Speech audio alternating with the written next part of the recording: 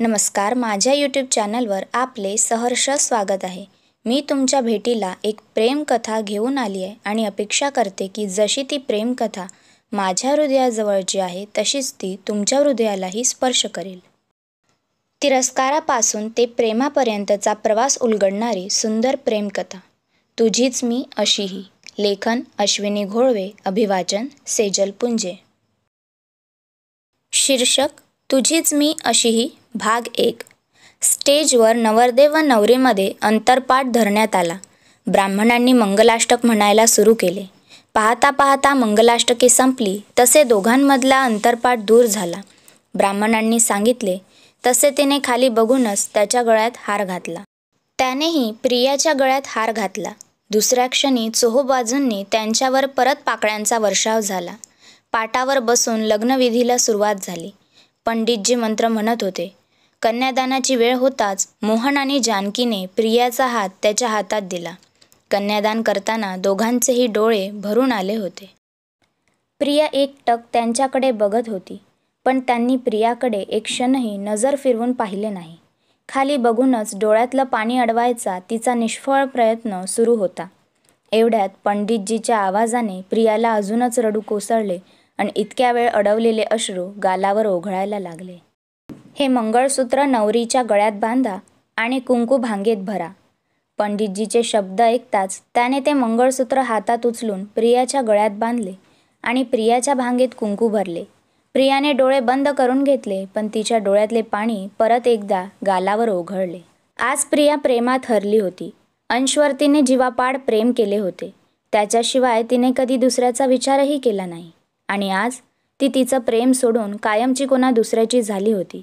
हेच आपलं नशीब म्हणून तिने डोळे उघडले आणि पहिल्यांदा नजर वर करून त्याच्याकडे पाहिले. पण त्याला समोर बघून प्रियाला धक्काच बसला. मरून आणि गोल्ड कॉम्बिनेशनची शेरवानी परिधान केलेला अंश नवरदेवाच्या वेशात तिच्या शेजारी बसून ब्राह्मण सांगतील तसे लग्नाचे विधी करत होता. प्रिया मनातल्या मनात बोलायला लागली. हे मी काय बघते, स्वप्न की सत्य? पण हा तर खरंच दिसतोय. पण हा आरवच्या जागी काय करतोय? आणि आरव कुठे आहे? आरवऐवजी खरंच माझं लग्न याच्यासोबत झालं का? प्रियाला विश्वासच बसत नव्हता की ज्याच्यावर जीवापाड प्रेम केलं आज त्याच्यासोबतच तिचं लग्न झालं. तिला असंख्य प्रश्न पडले होते, म्हणून ती गोंधळून त्याच्याकडे बघत होती. अंश. प्रिया खूप खुश असल्याने ती अडखळत भरल्या डोळ्यांनी त्याच्याकडे बघत बोलली. प्रिया पाणावलेले डोळे व ओठांवर हसू घेऊन त्याच्याकडे बघत होती. दरम्यान तिने मारलेली हाक ऐकून अंशने एक जळजळीत कटाक्ष तिच्यावर टाकला आणि प्रियाच्या जवळ येऊन तो कानात बोलला, जास्त खुश होऊ नकोस. मी फक्त तुझा तिरस्कार करतो. मी फक्त माझ्या मॉममुळे तुझ्याशी लग्न करतोय. अंशची रागीट नजर आणि त्याने बोललेले शब्द तिच्या कानात घुमत होते. प्रियाचे हसू मावळले. तिचा आनंद क्षणात नाहीसा झाला. तिचा चेहरा खाडकन पडला. तिच्या काळजावर वार केल्यासारखे ते अंशचे शब्द लागले. ती केविलवाण्या नजरेने अंशकडे बघत होती, पण अंश तिच्याकडे दुर्लक्ष करत होता. प्रियाच्या मनात विचारांचं काहूर माजलेलं होतं. ती एकटीच बडबडत सुटली. तो कुठे आहे? माझं आणि त्याचं लग्न होणार होतं. मग अंशने माझ्यासोबत लग्न का केलं? तिला खूप प्रश्न पडलेले असले तरी त्यांची उत्तरे वेळच देणार होती. दरम्यान 7 फेरे मंगळसूत्र घालून बाकीच्या विधी झाल्यावर पाहुणे मंडळी दोघांना लग्नाच्या शुभेच्छा आशीर्वाद देऊन निघून गेले. प्रियाच्या पाठवणीची वेळ होताच प्रिया तिच्या आईबाबांच्या गळ्यात पडून खूप रडली. प्रियाची आईही खूप रडली. शेवटी प्रियाच्या बाबांनी तिला अंशच्या गाडीत बसवले. अंशही तिच्या शेजारी येऊन बसला, पण त्याने प्रियाकडे एकदाही पाहिले नाही. ड्रायव्हरने गाडी चालू करून अंशच्या घराच्या दिशेने ती वळवली. प्रियाला खूप रडू येत होतं. आज दिवसभरात काय काय झालं ते तिच्या डोळ्यासमोर झळकत होतं. तिला समजत नव्हतं की ज्याच्यावर ती प्रेम करते त्याच्यासोबत लग्न झालं म्हणून खुश व्हावं की तो तिचा तिरस्कार करतो म्हणून दुःखी व्हावं. स्वतःच्याच नशिबाला दोष देत ती तिच्याच विचारात हरवलेली होती. अंश तर तिच्यासोबत असूनही नसल्यासारखाच होता. कदाचित हेच तिचं नशीब होतं. घरी येऊन तिचा गृहप्रवेश झाला. तिला त्याच्या खोलीत पाठविले गेले. त्याच्या प्रशस्त खोलीमध्ये किंग साईज सजवलेल्या बेडवर ती तोंडावर पदर घेऊन त्याची वाट बघत होती. तिने आज deep pink and gold Kanchivaram silk sari नेसलेली होती. त्यावर गडद ग्रीन गोल्ड वर्क असलेला ब्लाऊज, गळ्यात सोन्यासह मोत्यांचे दागिने, कानात मोठमोठे झुमके, माथ्यावर बिंदी, केसांचा अंबाडा, त्यावर गजरे माळलेले होते. डोळ्यात काजळ, ओठांवर लिपस्टिक, हातावर गडद रंगलेली मेहंदी, हातात कंकण हिरवा चुडा, मध्येच सोन्याच्या बांगड्या, कमरेला कमरबंद, पण चेहऱ्यावर हसू नाही तर दुःख आणि डोळ्यात निव्वळ पाणी होते. प्रिया खूप वेळापासून त्याची वाट बघत होती. दुसरीकडे त्याला वाटत होतं की प्रियाने त्याचं आयुष्य उद्ध्वस्त केलेलं आहे. आज काय काय झालं ते आठवण्याचं प्रियाचं धाडस होत नव्हतं. प्रिया डोळे बंद करून जे घडलं ते विसरण्याचा प्रयत्न करत होती. आज तिचं लग्न झालं होतं. तिच्या लग्नामुळे घरातले सर्वजण आनंदी होते, फक्त प्रिया आणि तिचा नवरा अंश सोडून. तेवढ्यात कुणीतरी धाडकन बेडरूमचे दार उघडून आत आले. प्रियाने दचकून तिकडे पाहिले तर समोर साक्षात तिचा नवरा अंश उभा होता. त्याच्याकडे बघून कळत होतं की तो खूप दारू प्यायलेला आहे. डोळे लाल भडक आणि त्या डोळ्यात तिला फक्त तिच्यासाठी राग आणि तिरस्कार दिसत होता.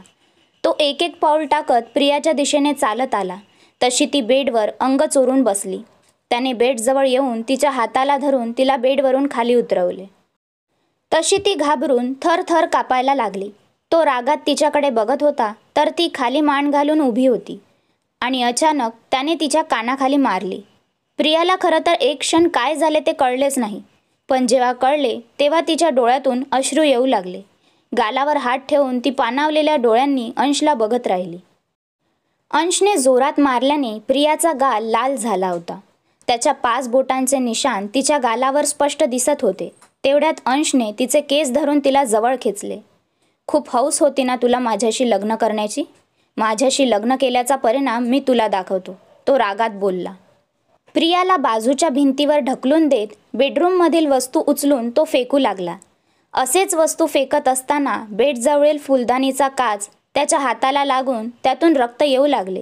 प्रिया अंशजवळ जाऊन त्याचा हात हातात घेऊन किती लागलंय ते बघत होती, पण त्याने हात झटकून बाजूला केला. Ansh, please don't do this, Priya त्याला विनवणी करत म्हणाली. Stop your acting like you care for me. You know what, I am going to make your life as miserable as hell, remember this. Ansh रागात बोलला आणि जोरात बेडरूमचा दरवाजा आपटून निघून गेला. प्रिया बेडरूममध्ये एका कोपऱ्यात बसून रडू लागली. रडून रडून ती झोपी गेली. सकाळी पक्ष्यांच्या किलबिलाटाने आणि सूर्याच्या किरणांनी तिला जाग आली. तिने हळूहळू डोळे उघडले. लग्नाच्या गडबडीत पुरेशी झोप न झाल्याने तिला खूप थकवा जाणवत होता व अशक्तही वाटत होते, पण ती तशीच उठून रडतच आरशात स्वतःला बघू लागली. रडून रडून तिचा अवतार खूप खराब दिसत होता. ती स्वतःशीच म्हणाली, अरे मी तर हडळीसारखी दिसत आहे. नाही नाही, हडळ तरी माझ्यापेक्षा बरी दिसते. अनायासे प्रिया विसरून गेली होती की लग्नानंतर तिचा आज घरात पहिलाच दिवस असून तिचे रिसेप्शन आहे.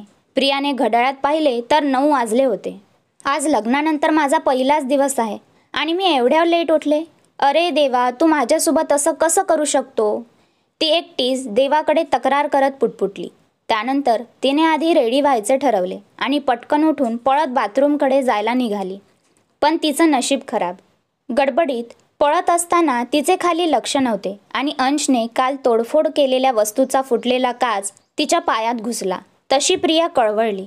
काच लागल्याने प्रियाच्या पायातून रक्त येऊ लागले. प्रिया परत बेडरूममध्ये आली आणि फर्स्ट एड किट शोधू लागली. तिला किट मिळाली. तिने तिची जखम साफ करून मलम लावला. नंतर खोली स्वच्छ केली जेणेकरून कोणाला कळू नये की काल रात्री अंश आणि तिच्यामध्ये काय झाले होते. प्रिया आंघोळ करून आली. तिने आकाशी रंगाची साडी नेसली होती. नंतर तिच्या आईने तिला गिफ्ट केलेले मॅचिंग इयरिंग, मॅचिंग बांगड्या घालून ती रेडी झाली. चेहऱ्यावर मेकअप करून काल अंशने चापट मारलेल्या बोटांचे निशाण दिसू नये म्हणून मेकअप करून तिने ते सर्व निशाण लपवून टाकले.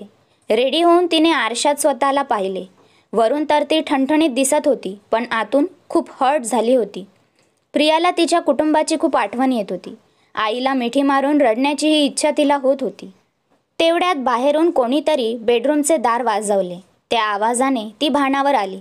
स्वतःला एकदा आरशात बघून, डोळे पुसून, मेकअप व्यवस्थित करून व चेहऱ्यावर खोटं हसू घेऊन तिने दार उघडले. प्रिया बेटा, खूप सुंदर दिसत आहेस. माझीच नजर लागायची तुला. वैदेही अर्थात अंशच्या आईने डोळ्यातले काजळ काढून प्रियाच्या कानामागे लावले. थँक्यू मॉम, प्रिया हसून बोलली. प्रिया बेटा खाली चल, सर्वजण तुझी डायनिंग हॉलमध्ये वाट बघत आहेत, वैदेहीने सूचना दिली. प्रियाचा पडलेला चेहरा पाहून वैदेही प्रियाच्या डोळ्यात पाहत म्हणाली, डोंट वरी बेटा, सर्व काही ठीक होईल.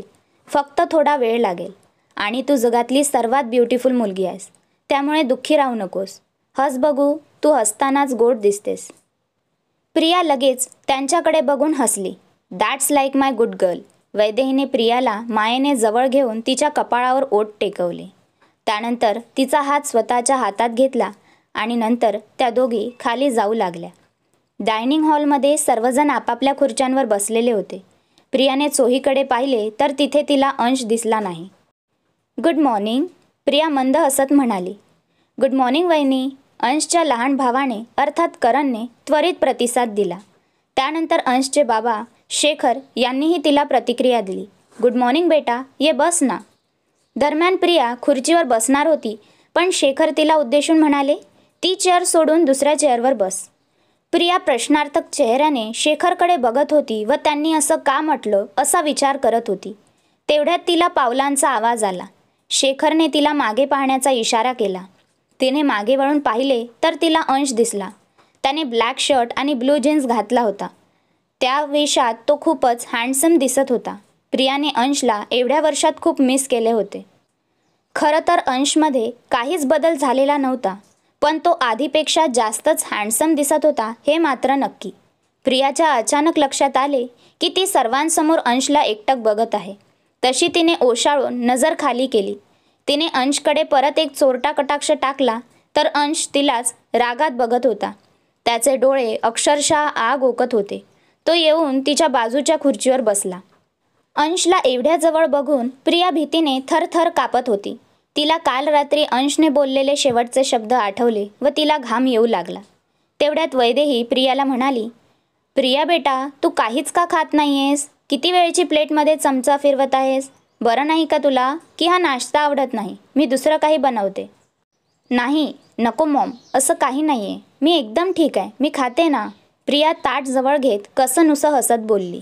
वैदेहीने अंशकडे बघून भुवई वर केली व त्याला म्हणाल्या, काय रे अंश, रात्रभर झोपला नाहीस का? डोळे किती लाल दिसत आहेत.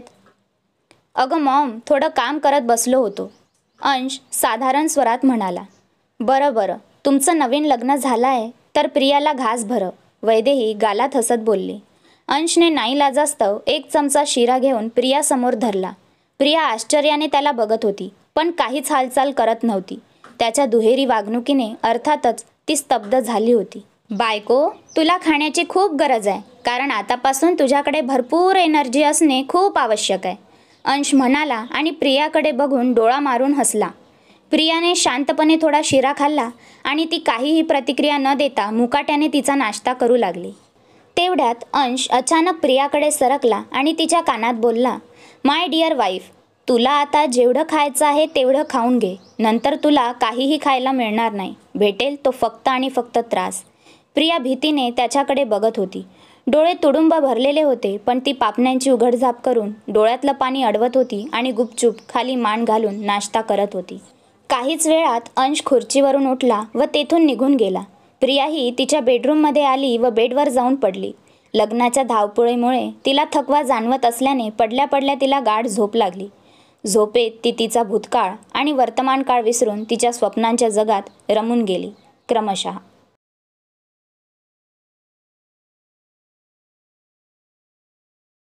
हा होता कथेचा पहिला भाग. तुमच्या प्रतिक्रिया नक्की कळवा. व्हिडिओला लाईक, कमेंट्स आणि शेअर जरूर करा. तसेच या यूट्यूब चॅनलला सबस्क्राईब करून तुमचा पाठिंबा द्यायला विसरू नका. Stay tune. धन्यवाद.